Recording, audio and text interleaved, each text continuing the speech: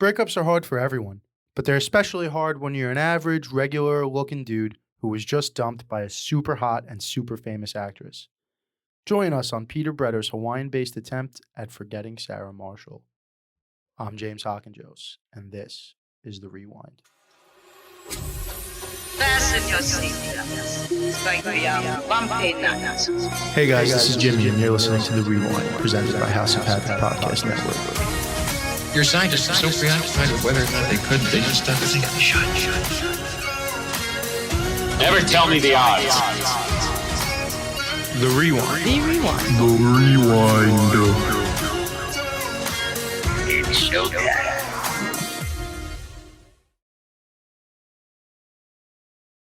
What's up? It's another great, wonderful, beautiful episode of The Rewind today. It's just me and Mr. Gage Zangi. What up? We're tackling the Judd Apatow produced instant classic, in my opinion, Forgetting Sarah Marshall. Forgetting Sarah Marshall, definitely an instant classic, as I saw it today and instantly feel like it's a classic. Yeah, fan? Yeah. I give it a thumbs up for sure. I had no idea that it took place in the same universe as Get Him to the Greek. Yeah, Get Him to the Greek is technically the standalone sequel. Yeah, no idea at all. But with Jonah Hill's evil twin or good twin. Jonah Hill, only guy, Yeah. takes place in both movies, completely different people. Yeah. But I didn't know Aldous Snow was a character in Forgetting Sarah Marshall. Oh, yeah. Yeah, that blew my mind. They actually And I wound loved up, I'm sure we'll get to it when we go through some IMDb research, but they fucking wound up rewriting the character after Russell Brand got signed on to make it more appealing for him. Oh, really? Yeah, they rewrote it after they got him. Oh. Was he supposed to be as rock star-y? No, he was supposed to be rock star-y, but I'm not even really quite sure. I think they just had it.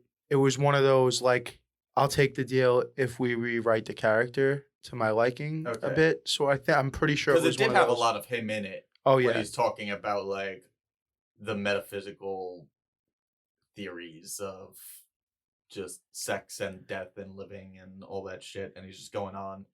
In that one scene where I could have swore Jonah Hill definitely got him drunk.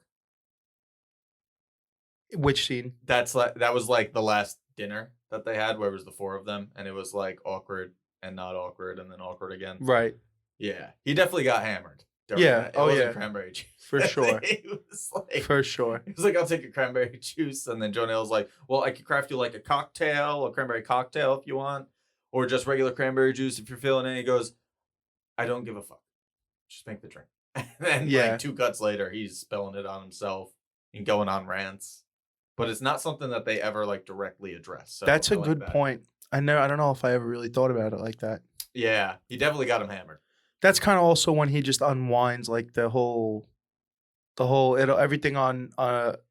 unfolds for him after that. Right Mhm. immediately after that, he kind of tells Sarah, I've been sleeping with the maid and I don't really give a fuck. Yeah. Whatever. Well, the sleeping with the maid was a little, that was like a jab. That was That was we're having let a me bad throw it in at the conversation. end. Yeah. I love when Jonah was like, so did you listen to my album? Did you listen to it?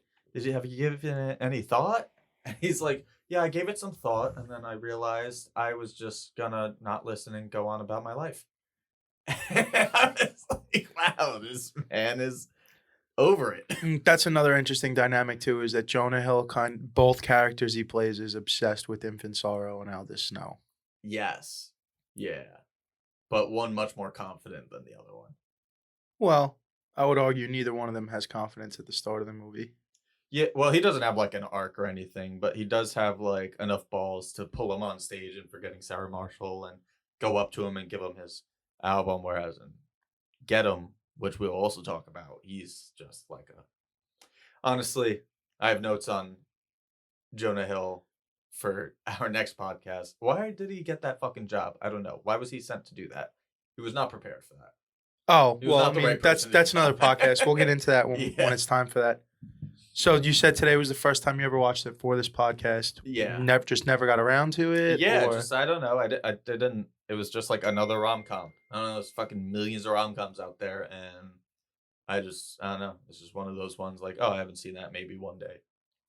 It definitely, for me, wasn't a movie. I didn't see it in the theater. Mm-hmm. But I've the first time I saw this movie was well over 10 years ago. I know it came out in 2008. I probably saw it. Get Him to the Greek was probably already also released. So, like, when you saw it. by the time I saw Forgetting Sarah Marshall, excuse me.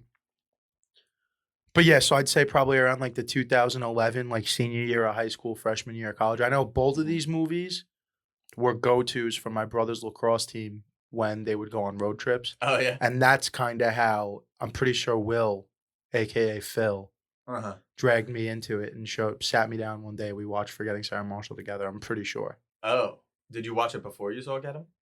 Yeah, I've seen Forgetting Sarah Marshall before Get Him to the Greek. Okay, got it. Yeah. Fucking blew my mind when that happened. But just talking about like the actual main characters instead of just Russell Brand the whole time, because we could probably do that. I loved how many like little cameos they dropped, how much they worked in like Paul Rudd being in there.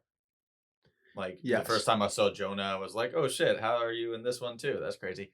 And then who else was in it? Judd's notoriously good for that. Yeah. Well, he's got like, he's got friends. Bill Hader. Always amazing. Liz Kachowski, who plays wife his of wife. Bill, Yeah, Liz. She plays Liz. Breder is the last name in that Mhm. movie. She's another good one, even though she's barely in it. Mm-hmm. I don't think she actually gets any in-person screen time, right? It's only through the FaceTime that you ever actually even see her. Yeah, I was trying. No, I think she was in the audience during the play at the end. That would make sense. Sitting next to the other guy who's in 30 Rock, whose name fucking escapes me.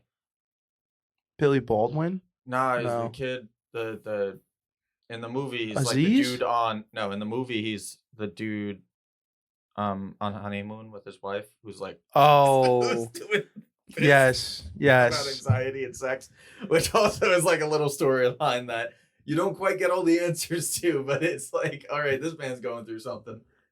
Well, they do an excellent job in this movie of giving it like the resort feel. Like no matter what's going on, Yeah, on Pete's personal trip in Hawaii, yeah, you run into the newlywed couple. yeah, You take the surfing lesson. You meet the weird surfing teacher. yeah, You have the relationship with the bartender. You got all these typical weird resort relationships going on. yeah, On top of the fact that this is the trip from hell for him. yeah. From start to finish, it's a trip from hell. Uh-huh. So what would you score this? Okay. I think I was landing around a 7.6 halfway through it, and then I think by the end it was able to get up to like a 7.8. I kind of like, it roped me in, and I was like, oh, I like the comedy that they're going for. They're not just leaving it up to the actors saying witty and funny lines. Like there's some visual comedy in this. There's some ridiculousness. There's, cameo comedy, and I don't know. I like when you throw a good mix in and not just like I don't know, certain comedies you see nowadays. It's just like put the actors on screen and expect them to deliver everything. This movie is written. I believe it's written in tag team by three of them. I think Nicholas Stoller, the director, Yeah. Siegel, and one other person. But it's largely Siegel's story that he crafted from a combination of relationships that he'd been in, but it's largely based on his relationship and breakup with Linda Cardellini. Oh, really? The naked thing he has said wasn't her, though. He said that happened with another girl he was dating. The first scene naked thing? When he gets broken up with naked. Yeah. He said that actually happened to him, not with Linda, but with another girl he dated. And he said the entire time all he could think about was, this is fucking hilarious. I can't wait for her to leave so I could write this down. Like while it was happening. Yeah. So watching that scene, I was like, oh, somebody loved this idea of getting broken up with in your most vulnerable state. Like, that's what I could think about. It seems like it seems like something that's super meta, right? Like, one of the most terrible things is going to happen to you while you're as vulnerable as you could ever be. Yeah. But then it's actually something that happened to him too, right? So it's like, it's not even someone wrote it. You'd think like, how you can't even write this stuff. Well, that's because it happened. Like, Yeah. He didn't have to write it. It got written for him. Yeah. Plus, more nudity than I thought would be in this movie. Dude, tons of dick. Yeah. Tons of Siegel's dick, which good for you, buddy. Yeah. Good for you. Like immediately full frontal. Mm-hmm. And then And they cut away, and you think that's going to be the end of it, but they cut back, and it's just swinging in the wind. yeah, well, the first time, so she says it to him, and they're not showing his dick; they're keeping it out of frame. And then he turns around, and he's like, "1 second," and he cries. You just see his ass, and then he bends over and kind of goats us. Yeah, absolutely, I was absolutely. Like, whoa, they're pushing that, and then he turns around and just it's out there. And So- that is his piece. Yeah. That's no CGI working on that. That is all Jason. No, that wasn't out of the Jamie Foxx playbook. That was all him. Has Jamie Foxx done that? In Django, yeah. Really? Yeah, when he's hanging upside down, naked, after they catch him. He had a prosthetic dick. Okay. All right. Hey, look. It's not for everyone. You know? It's not for everyone. Everyone's got a hog like fucking Jason. Nah, not everyone's Jason Siegel, dude. I personally, I feel like I want to go a little high. Yeah. But I feel like that's because I'm grading it on a curve of grading it for what it is, and it's a romantic comedy. I feel like it's a little bit more comedy than romantic comedy, but it is still a romantic comedy. So I was gonna say low 8s, but I think I'm dialing it back like 7, 9. Okay. That's fair. Because I don't think it's not a groundbreaking story or anything, and there are a lot of jokes that are corny. Like, don't need to be there. I don't know. This is also kind of like a great time for rom-coms, this like late 2000s, because you could get different with the jokes, and the formula's been played out in the early 2000s, 90s, 80s, and you get a good director and screenwriter that could come up with like exactly how they're going to play this out, getting more layers involved in it, more relationships involved in it, and also focusing on other characters. And yeah, I just thought they did it well. But it's almost like it's this perfect combination of the rom-coms of the late 90s and the early 2000s and the teen movies. Because the rom-coms, obviously there's going to be outliers here, but romcoms traditionally, especially from that period, weren't as raunchy and sexually charged in the comedy. Yeah. And that's where Not Another Teen Movie and American Pie and all these movies brought it. So this movie is kind of like rom-com, teen movie, mash them together for 26-year-olds. Yeah. Which is just my guess. They're probably in their mid to late 20s, right? The characters in it? Yeah. He did mention that Kristen Bell's character had 4 years till she's 30. So she's 26. So she's 26. And then so he's probably anywhere from 25 to 30. Yeah. Doesn't look it. No. I mean, he was probably in his early 30s though. Yeah. Right? Yeah. I'd say so. What about Mila Kunis? She was pretty good in it too. That's what I'm saying. This movie has so much firepower. Yeah. I loved her. Kristen Bell's great. Mila Kunis is great. Russell Brand is amazing. Obviously, Siegel wrote it, so he's writing for himself. Yeah. Bill Hader, Paul Rudd. Yeah. It's even Liz Kozowski, or however, I'm sorry how to pronounce your last name. Liz. There's no wasted cameos. There's not a lot of wasted space. Everybody who's on screen uses their screen time to the best of their ability. And like, even you said that it's got corny jokes, but like even like in the little one when he's in the beginning and he first gets there and she's like, "Oh my God, that's Sarah Marshall." And she's like, "Yeah, people are excited." And it's like, "It's my ex-girlfriend. We broke up a week ago. I didn't know she was here. I wish I wasn't wearing this fucking shirt."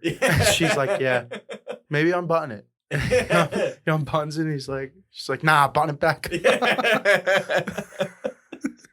I was even feeling for him because I was confused. I was like, does it look better unbuttoned or buttoned? I can't tell. But she has a clear idea. His face when he unbuttons it, he's like, yeah. And then She's she like, says "Nah." button it back up. And then I'm as confused as he is because she's so sure that he should button it back up. But I'm like, it looks no different. My opinion. Yeah, that's it. That's an incredible part. But just go right into it. Directed by Nicholas Stoller. Yes. You want some facts? Because I got facts for you. You got facts for me? Like fun facts or No, like information? Information that I carefully researched myself. We got directed by Nicholas Stoller, written by, you just said there were 3 writers, but Jason Segal's story. Produced by Judd Apatow, Shauna Robertson, and Rodney Rothman. runtime 111 minutes, starring Jason Siegel as Peter Bretter, Kristen Bell as Sarah Marshall, Mila Kunis as Rachel Jansen, Russell Brand as Aldous Snow, you wrote Bull Hader. Bill Hader. Auto-corrected it. Bill Hader at autocorrect Bill to Bull. I guess so. That's fucking stupid. Bull Hader as Brian Bretter, Liz Kukowski as Liz Bretter, Jonah Hill as the lovable Matthew. And then we got Paul Rudd as Kunu. Oh, I didn't put Paul Rudd in there, did I? I was doing a million things at once. All right, budget. What do you think? Well, I Googled Since I it. researched this, and you have not looked The it up. budget was either 30 million or 40 million. It was $30 million. $30 million. And they boxed office how much? 91.7 or 105.8 million. That was a weird two guesses. 105.8 million. No, well, it's not weird because the other one's Greek. Oh, got it. Yeah. Got it. All right, fair enough. Yeah, man. So what do you think is like, I don't know, what draws people in to like Jason Segal's character? Because he's an everyman, but he's an everyman but himself. It's weird. It's like he doesn't, there's a lot of rom-coms do the everyman thing, but he's also got his own quirky way about him and his own career, and he's sort of the everyman, but he's like the everyman adjacent, right? Because even though he has like a pretty normal job and he's a regular dude and there's nothing special about him, he still works on a TV show. Yeah. And he's around people, powerful people, famous people, attractive people like Sarah Marshall. So he's kind of like, a lot of the rom-coms put you in this, the everyman, like She's Out of My League, the movie She's Out of My League, or any of them, where these guys who really, you know, don't have the redeeming qualities on the outside, and they wind up just bumping into this girl by happenstance, and it's an hour and 30-minute fuck arounds of now we're in love. Yeah. This wasn't happenstance. He was there because he put himself there. Yeah. And it's kind of like the story of who you are, not what you look like, in a way, if that makes sense. You know what I mean? Like, he got his job because he's a good music composer. That's how he got to be where he was, which is ultimately how he got to be with Sarah. Yeah. So it's not the story of the everyman who finally gets the girl. It's the everyman who has the girl and gets his heart broken. Yeah. You know, we're kind of like, Tarantinoing it in a way. Yeah. Not quite where we're showing you the ending and then running it back, but like we're starting this movie backwards. Yeah. He's happy, fat and happy, and like fucking eating, you know, he's eating the cereal out of the salad bowl. Yeah. And, you know, happy-go-lucky guy until his fucking heart is shattered. And now he's broken and he ultimately winds up finding love in an unsuspecting spot, which is the story of all of these movies. Yeah. So he does come into it with a few flaws that he has to overcome, one of which directly relates to his fat and happy self, which is more of him wanting, like, you know, you go into this job being a composer, being a musician, wanting high ambitions, and then you just end up making fucking tones for a crime show, a shitty crime show with shitty fucking sunglass moments. The procedurals in this movie, the procedural scenes are Billy Baldwin's the best, dude. Every line Billy Baldwin drops in this movie looks like he made a Dixicle. They get progressively worse. Yeah, dude. It starts with like talk about a cat fight. It's gonna be hard to be an actor without a face. Remember that theory about how we thought the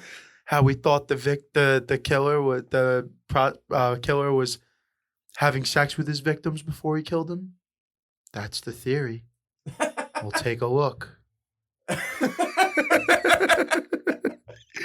Yeah, so he's working as a high ambition when he first got into showbiz musician, with kind of a niche to puppet musicals and small theater. Maybe he didn't want to do small theater, but that's where his creativity. Fun fact on that. Yeah. Can't remember. It might have been before he like got any break at all. So it might have been pre How I Met Your Mother days. And no, you know what? It was Might have been pre-Undeclared. Because he was on Undeclared. That TV show ran for one. It was a TV show. It was about freshmen in college. It ran for one season. It was a Judd thing. Jay Baruchel was the star. Mhm. Siegel was in it. Rogen was in it. Rogan? Seth Rogen, yeah. Oh, Seth. But anyway, he the Judd guys. Point being, the other Rogan. he was actually The less monthly listeners. yeah, Rogan with the E. He makes vases. Does he? Yeah, he's been into pottery for like 10 years, dude. He makes like Clay or glass? clay. Cool. Like Ghost. Sure. Okay. Point here is that Jason Siegel actually he is a musician. Uh-huh. He is a composer. He composed all of the original music for this movie and Get Him to the Greek. No shit.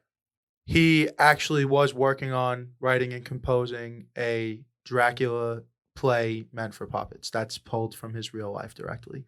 Oh. Yep.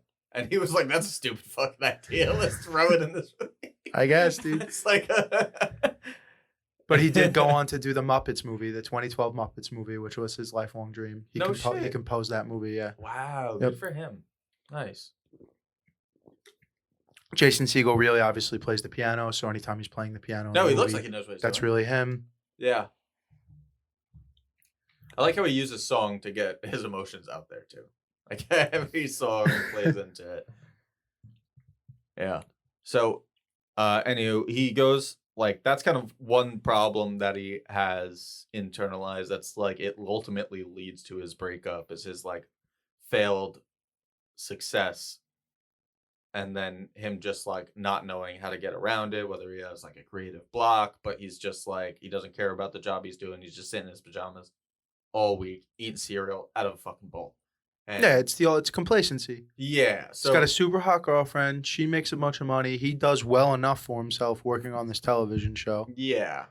I mean, what more is there to worry about? Yeah. So that's one problem for him that he figures out. The other one is his vulnerability. It's super high. And that ends up working for him, but it also like kind of like it takes a while for it to work for him. Like it's in the first scene, he's like we were talking about him being ass naked and then getting broken up with. That just shows his vulnerability off the bat in a visual metaphor stance. But then he talks about like her leaving because he would smother her. And he's sharing all of his feelings with everybody at this fucking resort. And eventually some Hawaiian dude's like, you got to stop telling everyone about this. Yeah, dude. He's like, yeah, it's the bartender. It's the No, it was the dude who had to kill the pig. Yeah, isn't he also the bartender? No, Not the same guy? The bartender. The bartender's, yeah, Dwayne. Yep. Is his name Dwayne? His name is Dwayne. Okay. His name is either Dwayne in the movie or that's the actor's name, but I'm pretty sure that the character's name is Dwayne. At certain times in his life, he has gone by Dwayne.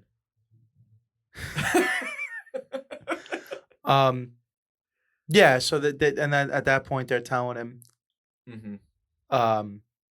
You got to stop telling everybody about this, man. Doesn't he tell him you got to get laid? Doesn't that guy tell him that? He's like, come, and then he says, come help me. We got to prepare a pig for tomorrow. You want to come help? Oh, yeah. He's And like, then- get your mind off things. Yeah, it's an amazing scene. Yeah, He's like, he's I'm like, sorry. Yeah. And he's sobbing, carrying the pig. Yeah. And the dude's like, he's dead, man. Yeah, It's all right. Quit It's over crying. with." You got to stop crying, man. He's already dead. Yeah. Yeah. So he's dealing with like a huge vulnerability issue as well, which, you know, a lot of people in this movie are very vulnerable. Like Mila Kunis is, she's just like, I am who I am. Alda Snow is, same thing, but they're doing it in a confident way. He's doing it in an I'm a loser way. Right. You know, so it's like he has the vulnerability there, but it's the confidence that's not there, which, you know, plays into him being a failed actor and not actor, failed musician. Now, where does Kristen Bell's plan not work for her? Like, what is her character flaw that ultimately ends in her demise at the end of this movie? Greed isn't the word that I'm looking for. Right? It's like, not greed, but it's like, it's kind of like the opposite. It's like she has everything and wants more. It's like she's just. It's complacency, I guess, in a way. In this aspect, where for the past however many years they've been together. I was going to say 5, but I think I'm just making It is that number 5. up. It is 5. Yeah. So for the past 5 years they've been together. First of all, you see this demonstrated great in the stretch of red carpet scenes, which is a great scene. Where Oh, like, yeah. hey, Mutombo, get out of the shot. Andre the Giant, out of the shot. But he's in, at all these red carpets events. She's this high-profile actress. She's super hot. Everybody wants a piece of her. Everyone wants a picture. Everyone wants to talk to her. Yeah. And he's just standing there off to the Holding side, the clutch. holding all of her shit. Yeah. Yeah. So he kind of is just not babying her, but she says that she feels smothered by her. But by the end of the movie, she comes around and realizes that it's all of these considerate things that he does for her. Yeah. She's not getting from Aldous, and she misses it. And you're not going to get that. She's not going to get that kind of a relationship from another super mega star. Oh, also, it's about vain, right? It's about vanity and superficial. Like, she wants all that, and, like, he's not good enough. So she wants better. She talks about, like, oh, I'm going to leave the show. I'm going to leave the crime show. I'm going to leave my job. And then it gets canceled. And she's like, well, I wanted it for another year. And it's like, no, you just you wanted to quit, not get fired type of deal. Yeah. And then same thing with Aldous. She goes and tries to, like, use him to get back at Jason at the end of the movie. But then he says it's over and she's heartbroken by it. Like, I think greed is a fine word. It's an ultimate, it's a fall from grace in a way. Yeah. Sort of. I mean, not quite as extreme, but like, this is someone at the start of the movie who has the world in her hands. Yeah. And at the end, she's left picking up the pieces of nothing pretty much. Yeah. With her hand out and nobody's there to take it. Yeah. I do think, like... Also, by the way, not that super relevant, but she just wound up doing another shitty TV show because as we see in Get Him to the Greek, she's on another fake shitty procedural called Blind Medicine. So she never made... real? In Get Him to the Greek, she has a little cameo. Russell Brand goes, oh, I used to fuck her. And it's like, oh, Sarah Marshall is Blind Medicine. And she's walking up the fucking hall of the hospital with a cane, like a blind person cane. I remember this now, and I remember thinking always, like, that seems like totally unnecessary to throw in this movie. It's just to remind you that we're tagging the two of them together. No, now it makes a still. lot of sense. That's really the only bit that ties these two together from Get Him to the Greek. Well, no, Get Him to the Greek where he goes, oh, I used to have sex with her, and then it's Blind Medicine, forgetting Sarah Marshall. Or Sarah Marshall is. Yeah. And then they do the little bit, and that's it. And then there's somebody else that's not Billy Baldwin. There's someone else who's a co-star. Irrelevant. But that's the only little throw-in other than the character of Aldous Snow that, like, acknowledges that these two movies happen in the same world. Oh, nice. That's their little callback to forgetting Sarah Marshall. Good for this team. They had a nice 1-2 punch there. They said, Jason Siegel said on a podcast somewhere that they had enough footage from just the procedurals to do their own movie. From just the procedural shots. What? Yeah. That's pretty. He said they would do like 30 different fucking takes a day. Yeah, that's crazy. For like 2 weeks or whatever when they were doing the procedurals, and then only a few of them hit. What is it, 4 of them that I think they wind up using? Yeah. Man. And then even when he's flying home, she's like right there. But he's just like over it at that point. Well, you have this thing throughout the movie, and I don't know if you wanted to save this for when we're talking about writing and stuff, but... I think we already jumped into talking about it's a fucking mishmash. It is what it is. It's going off the rails, dude. The whole show's going off the rails. It's fine. We'll get it back together. The whole time, especially towards the end of the second act and into the third act of the film, he just starts noticing all these things that Rachel does that Sarah always did the opposite of. And he's like, oh, this is awesome. I didn't know girlfriends could do that. I didn't know this was allowed. I didn't know girlfriends could react this way. Yeah. And vice versa, the other opposite end of the spectrum, Sarah Marshall is experiencing all of these selfish acts of Aldous and remembering all of the times Peter was there to let her walk all over him and regretting it. Yeah. So. What other things does Mila Kunis's character do that reminds Jason of the bad things that Sarah Marshall used to do, other than not enjoy his fucking Dracula song? What does she say? I'm not. Oh, the bar. Oh, I'll go get another. I'm gonna go to the bathroom and then I'll go get another round. And yeah, she and he's goes, like, I'll no. pay. She goes, no, Peter. Really, it's not a big deal. Like I'm not that kind of girl. And then he has a flashback to fucking Sarah Marshall. Be like, hold this. Yeah, hold this, do that, go get me this. What? There's a couple of them. I watched the movie last week. I didn't watch it Yeah. in immediate preparation, so I can't think of. It's like three No, things. no. For You each of them. that reminded me though. I forgot. I saw it fucking this morning. It's like three things for each of them. Yeah. It's definitely the paying for the beers, and then it's something in the bedroom, I think too. That's pretty bitchin', isn't it? Like the whole, like using those flashbacks to drive the story and his thoughts. Like they did it pretty well. You know, they didn't just like he didn't just wake up one day going, "Oh, I'm over her." It like took some time. Well, and so like, and they sprinkled it in there, and then even at the end when she's like, "I'm sorry," and they start hooking up, you're like, "Oh, okay, you still have feelings for her," but then his dick's not working, and you're like, "Oh, all that added up to this moment where you're just like subconsciously over it all." I think the movie tells a good story about the need for closure and healthy closure, right? Because for I think it's 3 weeks this is going on where he's miserable and he keeps banging all the whores. Great scene of movie whores though. Great. There's one girl. They're not whores. No, I mean like girls who are typecast, who have been typecast as sexual characters. Yes. There's the one girl in that run, I forget her name. She's the same girl in 40-Year-Old Virgin who tells Carell to lick her toes and then kicks him. Yeah. Also the same girl who rapes Jonah Hill with the dildo and get him to the Greek. Was she the one that said gag me? You can gag me. Yeah. You have a gag? She's like also the same. She's like that girl in like 4 or 5 movies. She's just always in a sexual character. Yeah. Yeah. It's just, maybe it's not the best way to be typecast. Yeah.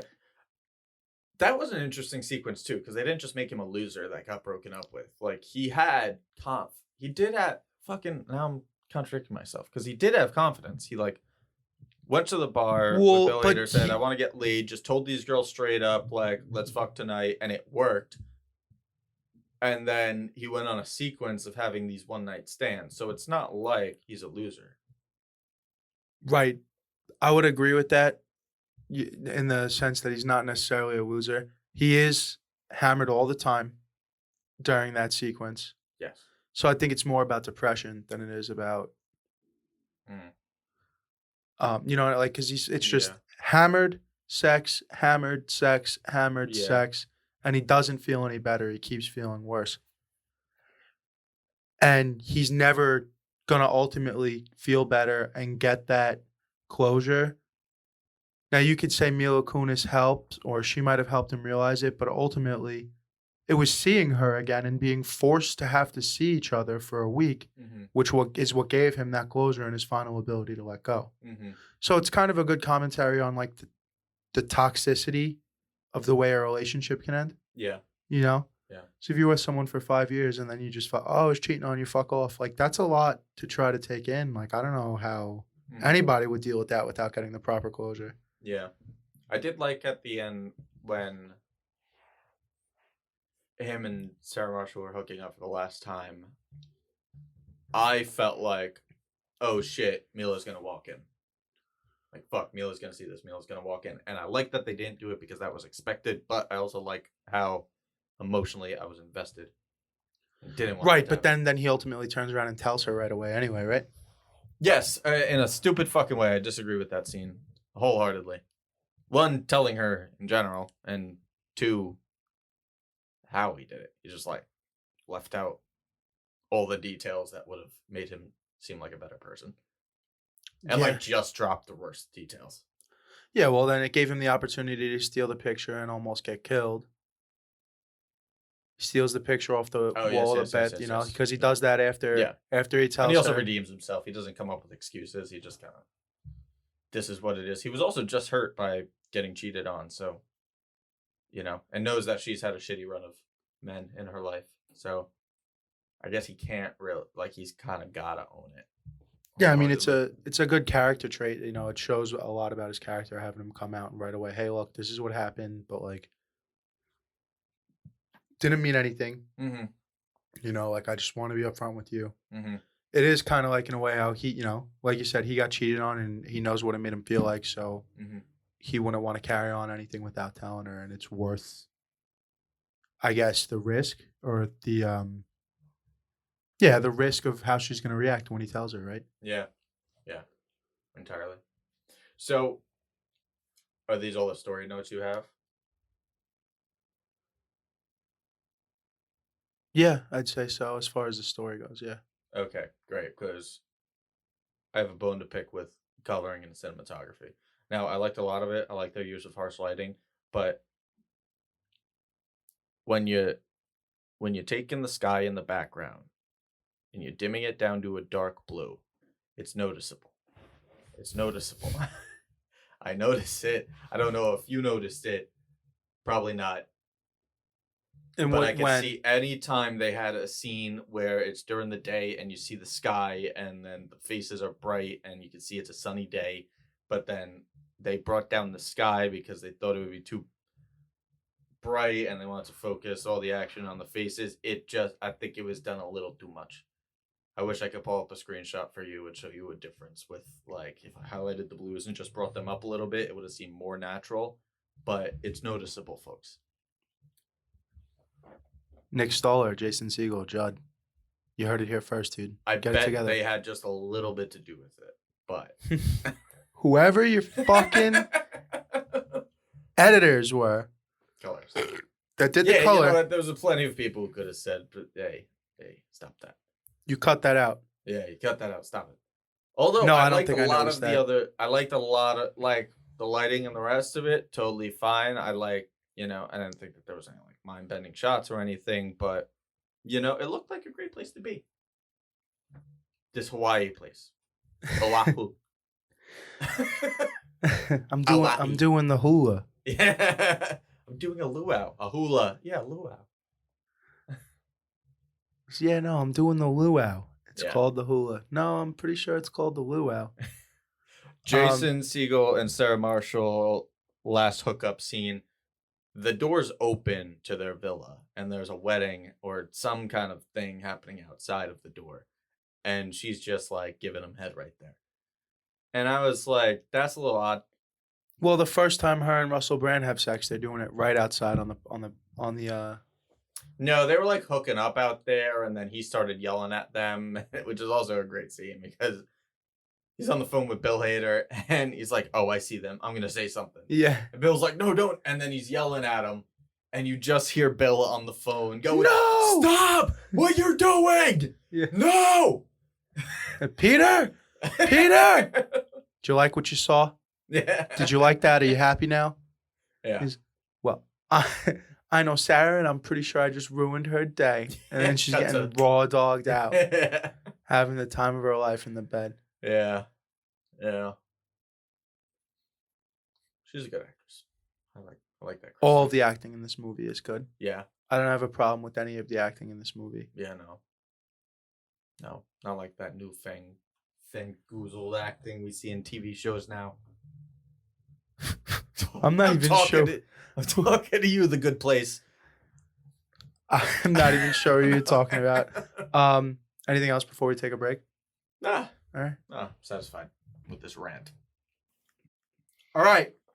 We're here. We got to talk to you about Stay Thirsty for a minute. All right. In October, we had a special promotion going on. Droptober. You had brand new products every week in the month of October.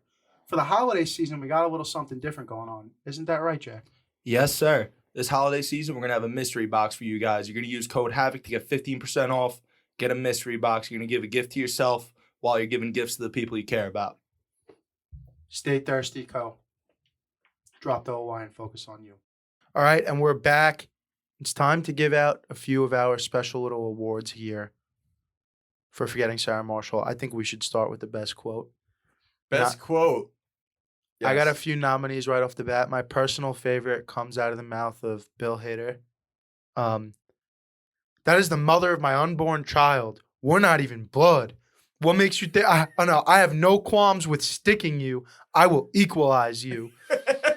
That's one of my favorites. Then there's also Paul Rudd and Jason Siegel. If you got bitten by a shark, you're not just gonna give up surfing, are you?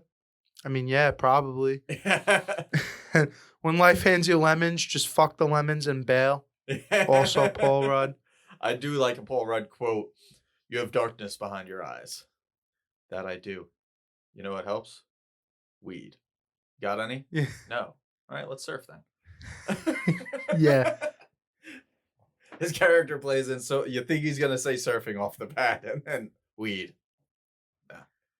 And another Bill Hader one was, I feel like I got herpes just by sitting on this couch. Yeah. I think my favorite is definitely, we're not even blood. I have no qualms with sticking you. Yeah. I will equalize you. You really want to go there? Do you really want to have this conversation now? Yes, I do. That's the mother of my unborn child. That was so good. It's not like dating Liz. She's better than Liz. Like wild to say to someone. Holy shit. Yeah, dude. Yeah. And I know Elder Snow definitely has some quotes in there. Oh, that's the other one I couldn't think of. Thank you for racking my brain. When we first meet Aldous Snow, Yeah. I've lost a shoe. It's sort of like this one's fellow. Yeah. Quite the same, actually. Like one can't live without the other. Yeah. Just like this one, but literally the opposite. Yeah. Have you seen my shoe? Like this one, exactly like this one, but the opposite. Not like an evil twin or anything, but Yeah. and meet someone new, and then immediately after, have you found this shoe? Oh, the fish. When he's like, oh, I learned Dwayne, the bartender. Yeah. When he's like, oh, I learned all kinds of fish, man. I didn't know. I'm from South Central, man. He's like, I came out to Hawaii, man. 200 fish. I can name over 200 fish. And they're like, what's the state fish of Hawaii? And he says that. Yeah. That's the actual. Kind of look. Whatever that is the actual state Yeah. fish of Hawaii. Yeah. It was, bitch. Just so confident. I love that. And when the couple on the honeymoon is like, he's trying to have sex with her, but it's not working, and she's like, "I'll go down on you." And he's like, "No, God put mouths on our heads." Yeah. Yeah, they're hysterical. Oh, there's the other. I saw him beat up a guy with a starfish one time. Yeah. That guy was me. Yeah. Very quotable. What's the best quote though? I'm going with the I will equalize you. I will equalize you is pretty good. I'm trying to think if Jason has any like good quotes that also play to the story. Well, I don't know if it's really so much quotable, but when after she breaks up with him and he goes back to work and he rages out and starts ripping the screen down and he goes, "You're fucking Billy Baldwin, aren't you?" Oh, and then there's also, I can't believe we have to cite this one in the list, even if it doesn't win, because it gets said by everybody, that all of our friends to this day still. I'll just go fuck myself. The Jonah Hill, yeah, I'll just so go fuck is myself. That like where that came Yes. Yeah. from? Yep. I'll just go fuck myself then. That's where that came from. Oh, yeah, because he tries to take the dish that is full and he's eating. Yeah, he's in the middle of eating and he goes, I'll take that. He's like, I'm still eating. He's like, cool, I'll just go fuck myself then. Yeah. What? Oh, nothing. Yeah, that was genius. Mila Kunis on the beach when her boyfriend walks up and she's like, "You motherfucker!" I'm like, I didn't expect that at all. You were like, I'll kill you. I'll kill you.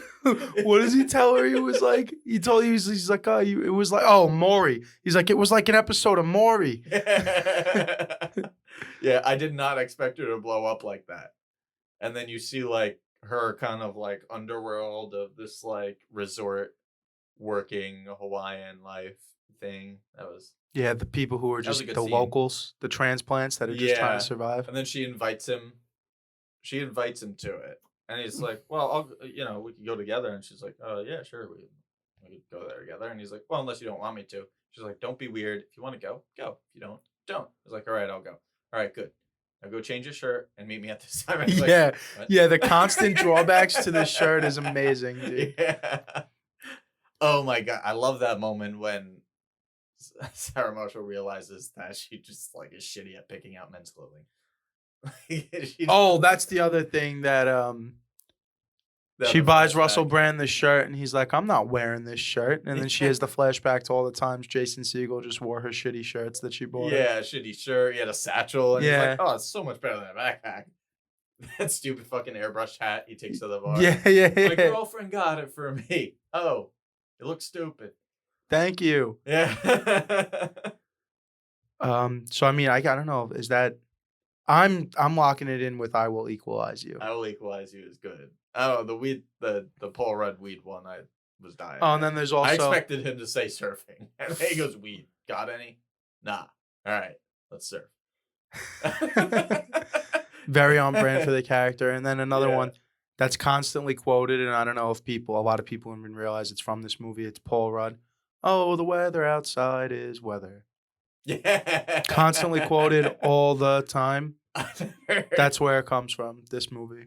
You never heard anyone say that? No. It gets quoted a lot. I've heard Like on those days out here Yeah. in New York where it's fucking 30 degrees in the morning and then it freezing cold rain and then by the afternoon it's 60 and you need 65. Yeah. Those are the days you see it all over Facebook and Twitter and shit. No shit. I've heard I hope the carpet matches the pubes.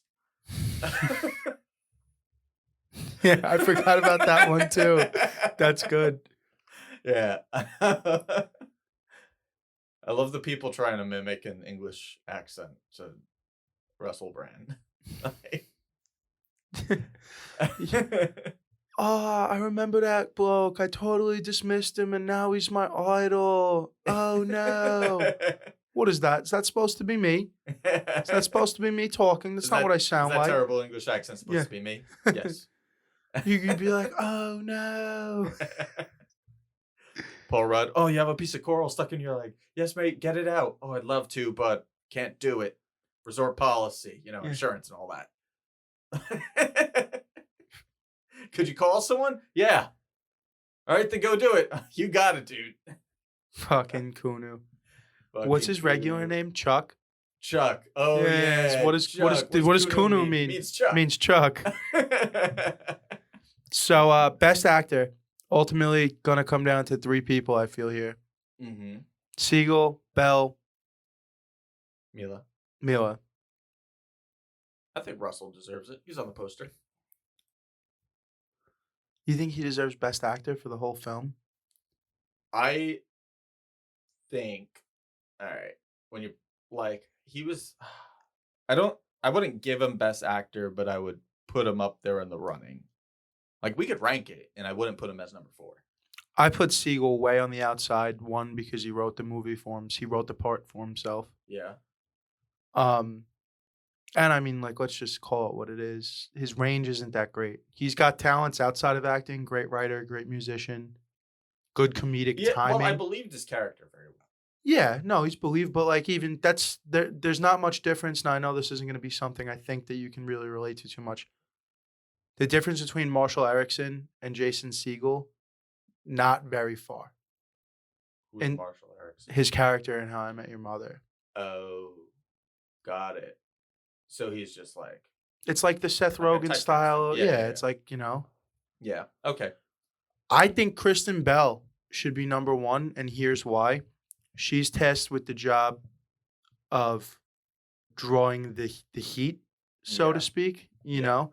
And I think she's very not unlikable. She's very unlikable. She's very unlikable.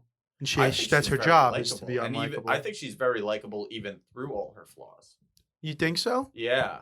And even at the end, I'm like, oh shit, you're a sad little girl. But Yeah, but she like, I deserved still- it, right? she did. Like, And I see you don't feel I bad see- for her at the end of the movie. No, I didn't feel bad for her. And I saw where like from a writing standpoint, like where her character was going, and like I mean, I would put her as my top pick with Mila being a close second, because I liked Mila more in this than in probably anything else I've seen her in. Mila's very good too. Yeah. Yeah. You know what? I think you might have a good point. Mila's very good too. Mm-hmm. She might edge out Kristen Bell. Oh, wow, that's weird. Because I'm Kristen. I'm Kristen 1, Mila 2. Really? Yeah. Yeah, I'm gonna go Kristen. Mhm. I'm gonna go Kristen Bell number 1, Mila 2, Russell 3, Siegel 4. That's my order. And you Yeah. said Russell shouldn't be in it. All right. No. I just said he shouldn't be number 1. Yeah. He shouldn't okay. win the award. No, I think Kristen just, I don't know, she makes you think she's kind of above everybody in the movie too, you know? And it might just be her backstory, but I don't know. She's like, and the fact that the movie is that's the named thing after too. her. Like she's this high profile celebrity actress kind of a deal, right? Yeah.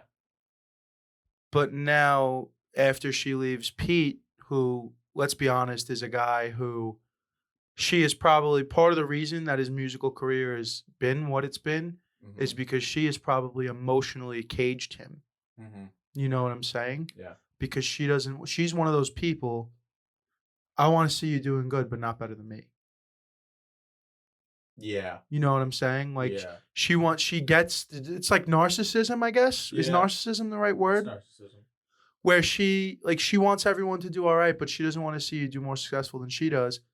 And she's probably the equivalent of like I don't even know. We don't have TV stars anymore, so it's hard to say. But like I guess one of the girls, I guess Jennifer Aniston, right before she broke into TV movies. Stars. I thought you said TV stores. No, It's stars. like she's probably the equivalent of like PC Richards. To No, so she's probably like, well, I guess we're gonna have to go back to Jennifer Aniston Friends pre her movie career. Yeah. Because, you know, we don't really have that kind of a TV star anymore, at least not one that I could think of. And she leaves Pete, who is a guy who just works on her show, who's pretty much an everyman. Yeah. And now her next boyfriend is the equivalent to like Dave Grohl, like megastar. Yes. Like he is, however famous Sarah Marshall is in this at the start of this movie, Yeah. Aldous Snow is twice as famous as her. Yeah. So it's everything is a complete flip around for her. Yeah. And it fucks her up very quickly. Yeah.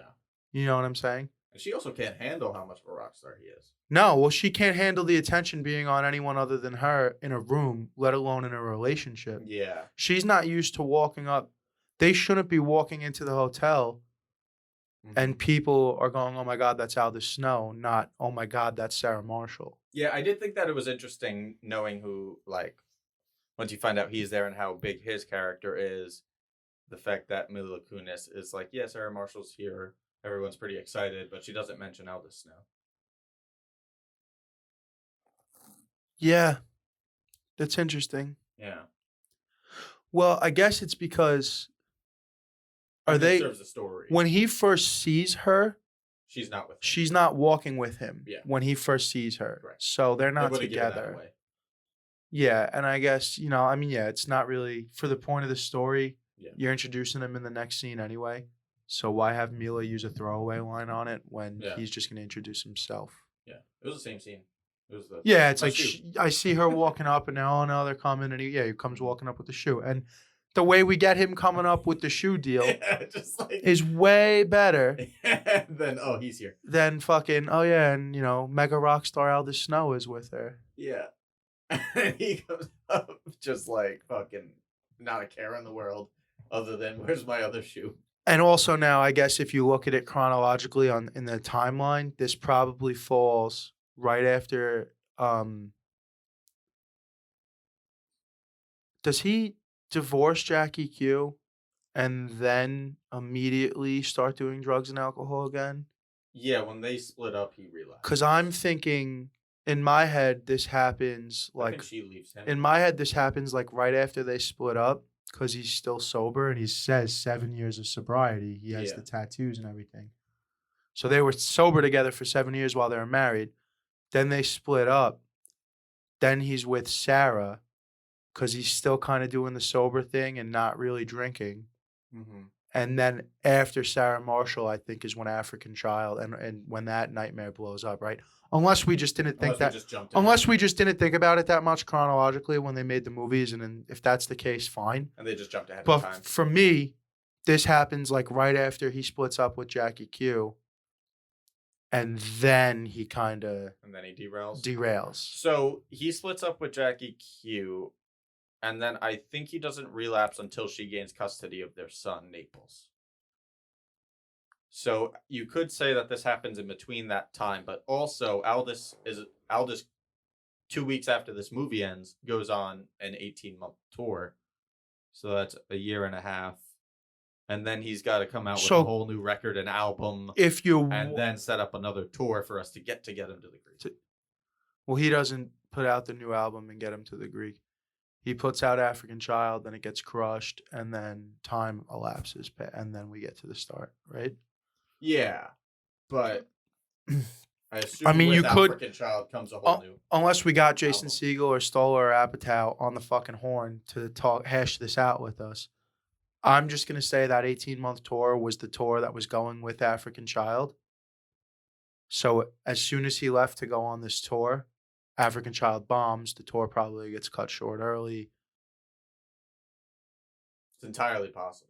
I mean, we're all just talking shit at this point. Yeah. I mean, no one probably knew they were gonna. It probably wasn't until they finished the movie and saw what they had with Russell Brand that they were like, "Oh no, we need spinoff. Yeah, we need to do one just based on this guy." Yeah. So Kristen Bell, Best Actor for sure. Yeah. Scene, me personally, my favorite scene is when he's at the bar with Bill Hader, when Pete and Brian are at the club. Yeah. You don't need to put your P in a V right now, man. He goes, nah, dude, I got to shoot my L on some T's. Or shoot my L on somebody's T's. And he's like, you're disgusting. That whole bit, he's like, I don't even know you. It's like you're a step stranger, not a step brother. Yeah. It's like, Jesus, Peter, I don't even know you anymore. I'm your step brother, and you're acting like a step stranger right now. Yeah. What is some else? Is it liquids? I was trying to wrap my head around Shoot that. my load on some titties. Oh, load. That's what he's saying. Gotcha. Does he say beat? He might say beat my L. He might. I was like, did he say L? Did he not say C? No, he says L. He says I want to beat my L on somebody's T's. Yeah, I heard L, and I was like, what is L? You don't need to put your P in a V right now.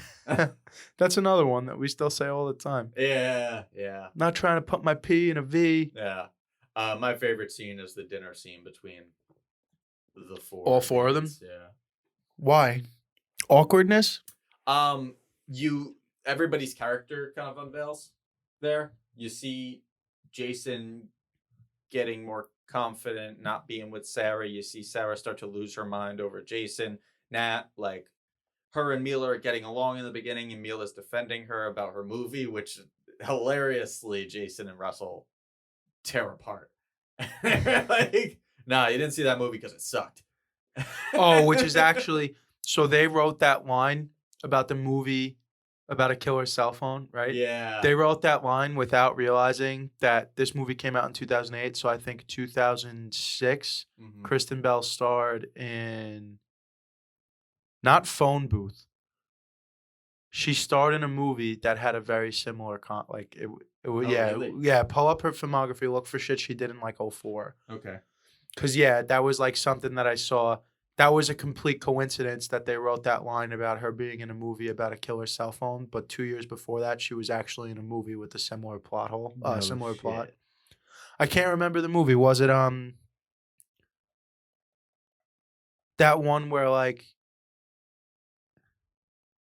I can't think of the name. 2005, 2004. Deadwood, Spartan, Gracie's Choice, American Dreams, The Shield, People Are Dead. She has quite the fucking resume, dude. Oh, hold on.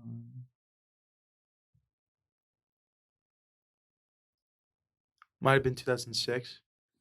Yeah, I'm just looking in the range right now. I kind of skipped down to 5 and then went down, so now I gotta go back up. Reefer Madness, the movie musical. Just saying, that's a thing, and she's in it. Deep Water, The Receipt, Last Days of America, 50 Pills, Pulse. Pulse. Pulse. Click that movie. When their computer hacker friend accidentally channels a mysterious wireless signal, a group of co-eds rally to stop a terrifying evil from taking over the world. Oh. I'm pretty sure that's the one where it's like a similar storyline to like murderous technology. So that was just a fun little. He hacks a Coinky-dink. computer and develops a powerful signal and accidentally releases a mysterious force that takes the will to lives of human beings, generating a suicide epidemic and increasing the force. Whoa, that's interesting. Yeah, Oh, it was a fun man. little fact. Oh, she's a voice in Assassin's Creed. Look at this. She's all over the place, dude. Yeah. She's also like super active in like the feminist movement. So I've never watched Veronica Mars, but that's a crime show. It's an FBI crime show, but is it? It's not like a Like a procedural. yeah. I couldn't tell you. Uh-huh. I think Siegel did that because he always thought that they were funny. Oh, I'm sure he did it because I mean, between that and like the doctor shows, it's like those are the two most Yeah. spun Procedurals, off. they're all cheesy. Yeah. Even SVU is a little cheesy. Yeah. Like every line Billy Baldwin delivers in that movie is like the exact style of a line Ice-T would deliver Yeah. in SVU as Finn. She was in The Shield for quite a bit.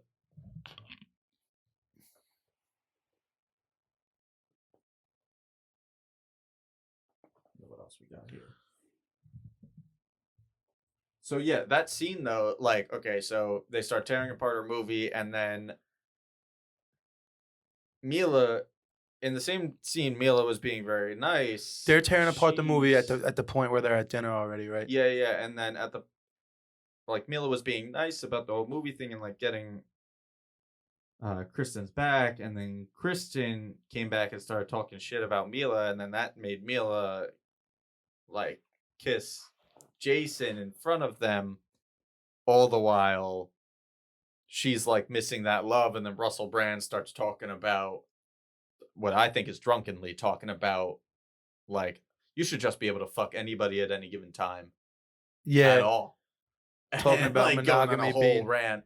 And then you got Mila and Jason over there like, damn, he's talking a lot, and they're laughing about it and having their little inside joke, and then Kristen is like, I completely disagree with all your philosophy right now, aside from you ragging on that shirt I With- got you. And with- then he spills the wine on the shirt.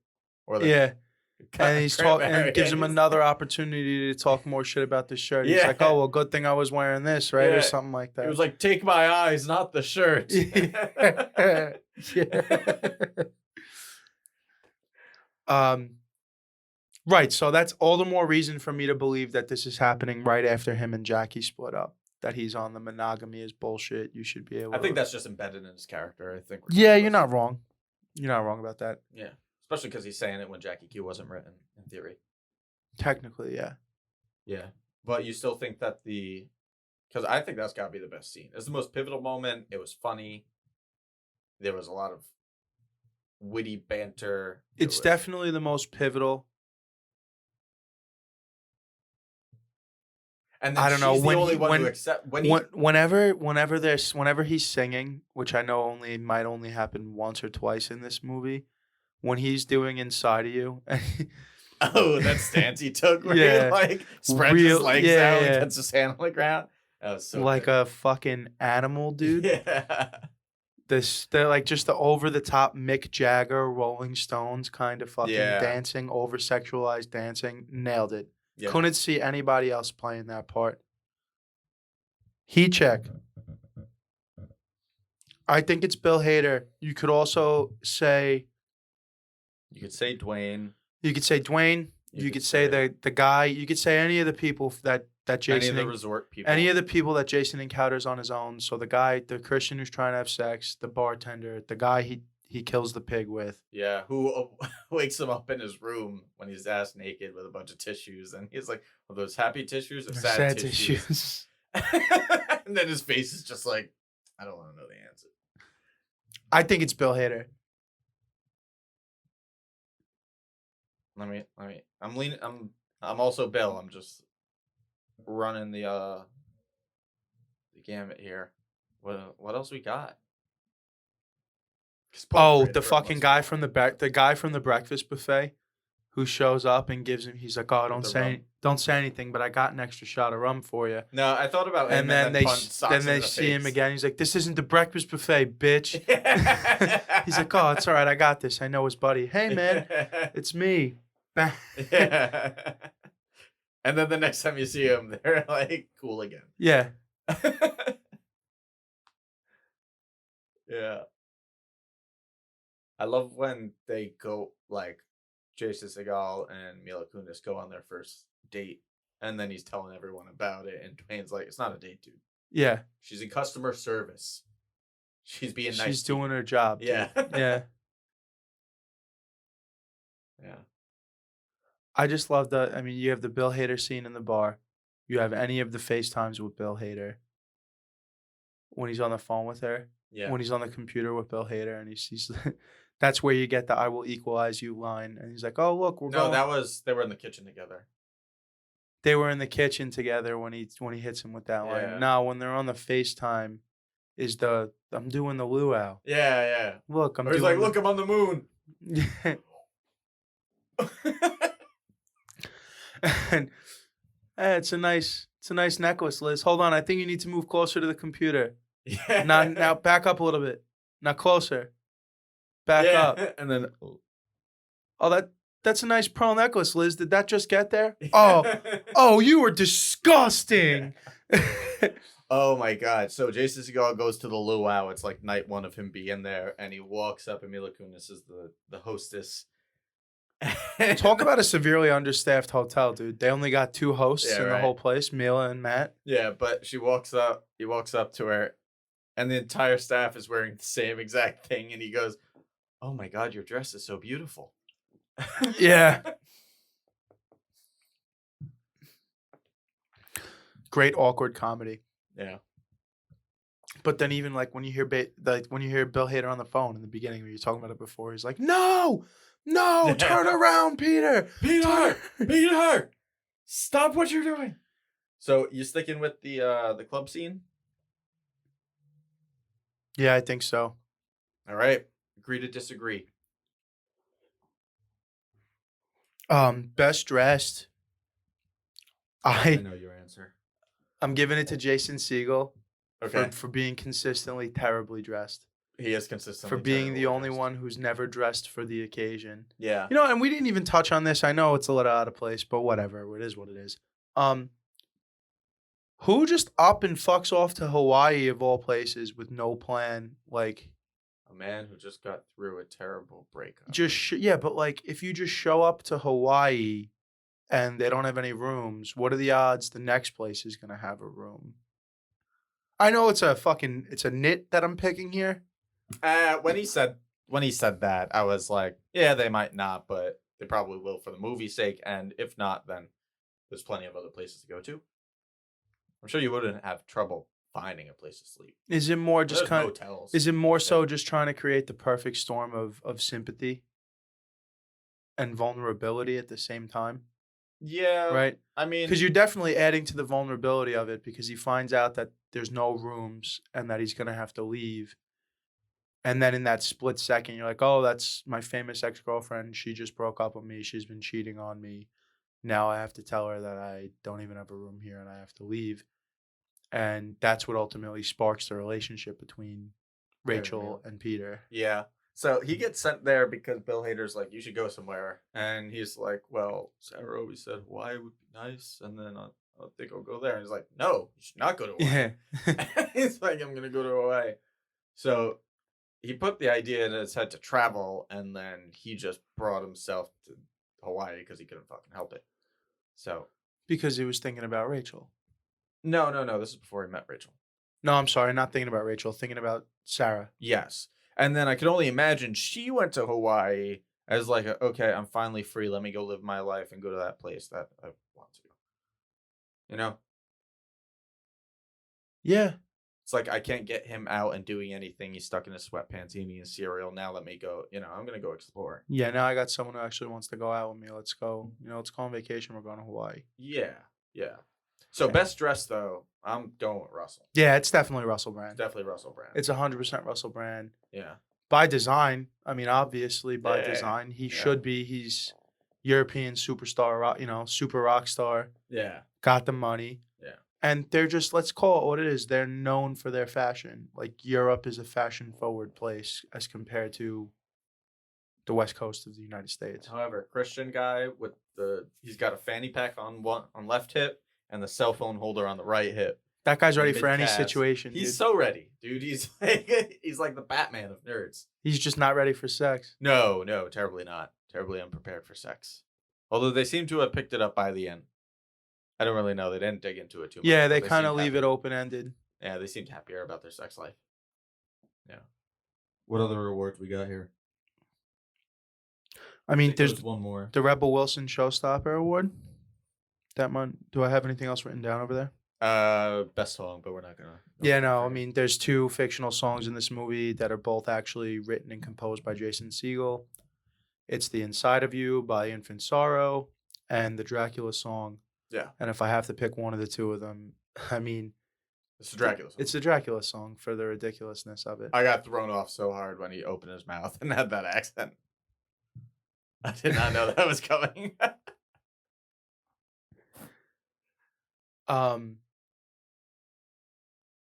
I think the showstopper is Russell Brand, right? Because his performance was good enough to get an entire fucking spin-off based on. Yeah, Russell Brand. And also, I'm excited anytime he entered the screen. Yeah. It's this movie is funny, but I don't think it's got the rewatchability that Get Him to the Greek has. Yeah, Get Him to the Greek has like the hits in it. Get Him to the Greek has a little bit more firepower. Yeah. Like, I think the story is almost secondary to the hijinks. Oh, see, Get Him to the Greek is another one of those like go on a mission movies. Yeah, that I it's was 3 talking about days. before. The whole It's movie like- takes place in 3 days. Yeah, and it's like they go to different places. Whereas this, it's like they're stuck in one place. Yeah. You know. Yeah. So what do you think? Did this movie move up or down? I think it stays right at like a firm 7-9.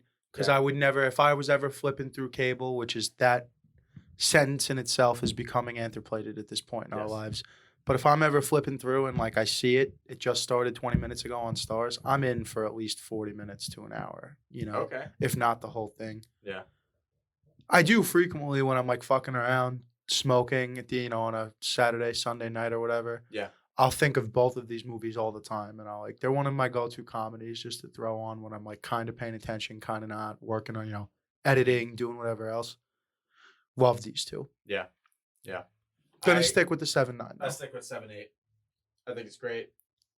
I think, I want to know what's another, what's like a real good rom-com. Okay, so I feel like rom-com is one of these genres where once it becomes a good enough movie, it enters a different genre.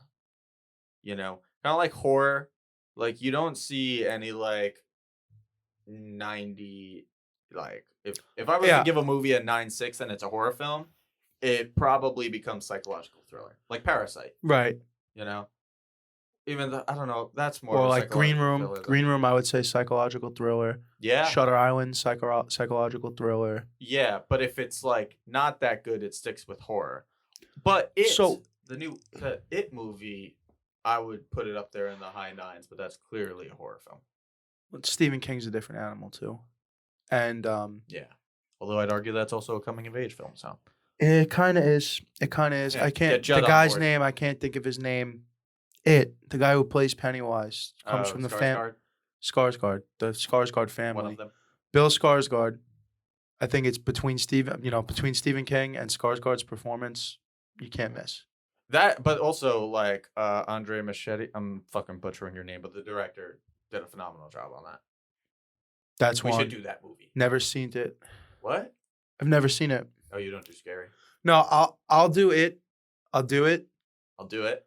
I won't feel great about it, but I'll do it. Yeah. Emily won't. Clowns. What? She hates clowns. She won't do it. Oh my god, she does makeup. She should know. It's clowns, dude. She doesn't like the clowns, and I get it. Who am I to say I don't watch most scary movies because I don't Yeah. have time for it. I'll have a talk with her where I go in very confident, and then And she will confidently tell you She no. tells me no, and then I go, "Oh, fucking course," she said no. But She's not gonna do it, dude. She doesn't like clowns. Whatever, that's fine. One night I asked her, I was like, "You want to watch Killer Clowns from Outer Space?" She's like, "I've never even heard of that, but it sounds terrible." yeah, I've seen a couple scenes from that. I have never seen any of it, and that's okay. I don't need to. There's some silly ones.